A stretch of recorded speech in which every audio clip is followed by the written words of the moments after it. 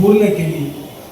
असे 100 kilometre, 50 kilometre, 25 kilometre, 21 kilometre, 5 किलोमीटरपर्यंत ज्यांनी धावले असे सर्व माझे या वारीतील सहभागी वडीलधारी असतील, युवक युवती, सहकारी बांधव आणि पत्रकार मित्रांनो,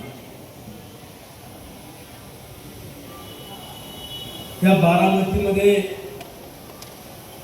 खरं त्रास येत असताना छातीवरती दगड ठेवून यावा लागला की ज्या नेत्यानं या महाराष्ट्रातील अनेकांना वेगवेगळ्या क्षेत्रामध्ये संधी उपलब्ध करून दिली, त्या नेत्याला आज अभिवादन करण्याची वेळ येईल. त्या नेत्याच्या जयंतीच्या निमित्तानं बारामतीत जावं लागेल हे आम्हाला किंवा कुणालाच मनी ध्यानी किंवा स्वप्नात देखील आलं नसेल. तो प्रसंग आज आपल्या सर्वांवरतीच ओढवलेला आहे. आणि आज बारामतीमध्ये आल्यावरती बारामतीची झाडं बोलतायत, बारामतीच्या इमारती बोलतायत, बारामतीचे रस्ते बोलतायत, नाले बोलतायत, तलाव बोलतायत की हो ही सुंदर बारामती कुणी केली तर ती आदरणीय अजितदादांनी केली. आणि बारामतीचं स्वप्न संपूर्ण राज्यामध्ये देखील आम्ही पाहतो की बारामतीसारखं आमचं देखील शहर व्हावं, बारामतीसारखा आमचा देखील तालुका व्हावा. आणि याकरता ज्या नेत्याच्या खांद्याला खांदा लावून आम्ही उभं होतो, ज्या नेत्याच्या विश्वासावरती राजकारण करत होतो, आज तोच नेता हयातीमध्ये नाही, हे आम्हा सर्वांचं देखील दुर्भाग्य आहे. सतीश दादा तुम्ही सतीश अण्णा मगाशी बोलताना भावनिक झाले. आम्ही आज ही आरोग्य वारी पूर्ण करत असताना पावलं पावली दादांची आम्हाला आठवण येत होती.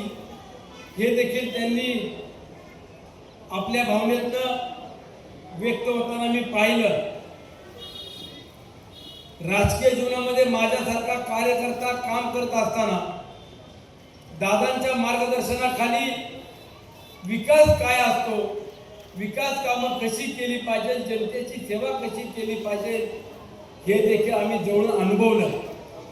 आणि आज त्यांच्या पावलावरती पाऊल ठेवून ज्या वेळेला काम करतो त्यावेळेला जर तुम्हाला कामं करायची असेल तर आम्ही अधिकाऱ्यांना देखील सांगतो आणि आमच्यासारख्या अनेक सहकाऱ्यांना सांगतो, नेत्यांना सांगत असतो की जर तुम्हाला कामं करायची असेल, विकास करायचा असेल, जनसामान्यांची सर्वसामान्यांची सेवा करायची असेल तर बारामतीचा आदर्श घेऊन आपण काम केलं पाहिजे.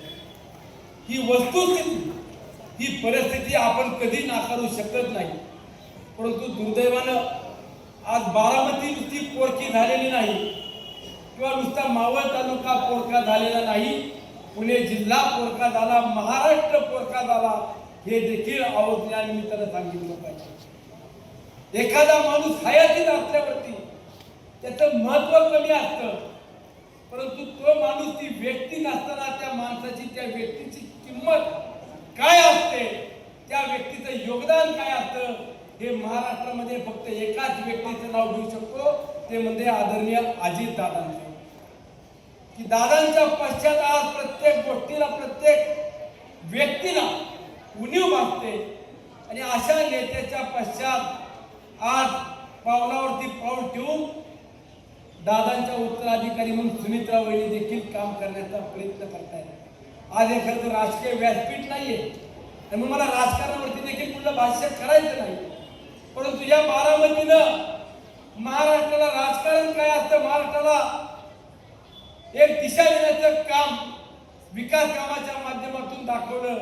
ह्या बारामतीमध्ये आदरणीय दादांच्या पश्चात सुमित्रा वहिनींनी या राज्याच्या उपमुख्यमंत्री म्हणून धुरा सांभाळत असताना अवघ्या 4 महिन्यामध्ये काही लोक सुमित्रा वहिनींना देखील ट्रोल करण्याकरता शेकडो लोकांची फौज लावतात.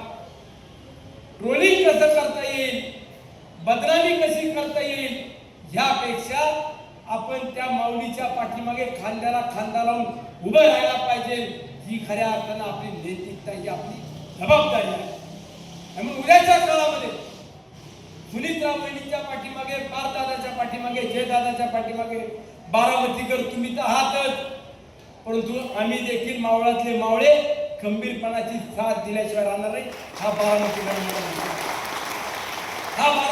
माझा शब्द आहे. मग या मातीतून शाहू फुले आंबेडकरांची विचारधारा घेऊन ज्या वेळेला दादा राजकीय जीवनामध्ये काम करताना आपण सर्वांनी पाहिलं, तर हेच विचारधारा पुढच्या काळामध्ये देखील जोपासण्याची जबाबदारी आम्हा सर्वांची असणार आहे. प्रत्येकाच्या मनामध्ये प्रश्न आहे आणि तो प्रश्न सर्वसामान्य जनतेच्या मनात कुणी उभा केला असेल तर त्या आपल्याच लोकांनी जो प्रश्न उपस्थित केला आहे की दादांचा घात झाला की अपघात झाला, यावरती काही मंडळी बोलत नाही. यावरती देखील जाणीवपूर्वक राजकारण करून पाहतायत. त्याच व्यक्तींना या बारामतीच्या भूमीतून सांगू इच्छितो, राजकारणाची पद असो किंवा नसो, दादांचा घात की अपघात आहे हे बारामतीकरांना आणि महाराष्ट्राच्या जनतेला देखील आम्ही देखील गप्प बसणार नाही. जेणेकरून अशा परिस्थितीचं कोणी राजकारण उद्याच्या काळात करून सुनीत्रा वहिनी, पारदादा, जयदादा यांना देखील तुम्ही जाणीवपूर्वक बदनामी किंवा टार्गेट करण्याचा प्रयत्न करू. आज वहिनींना देखील एवढ्या जबाबदाऱ्या अंगावरती येतील हे कधीच वाटलं नव्हतं.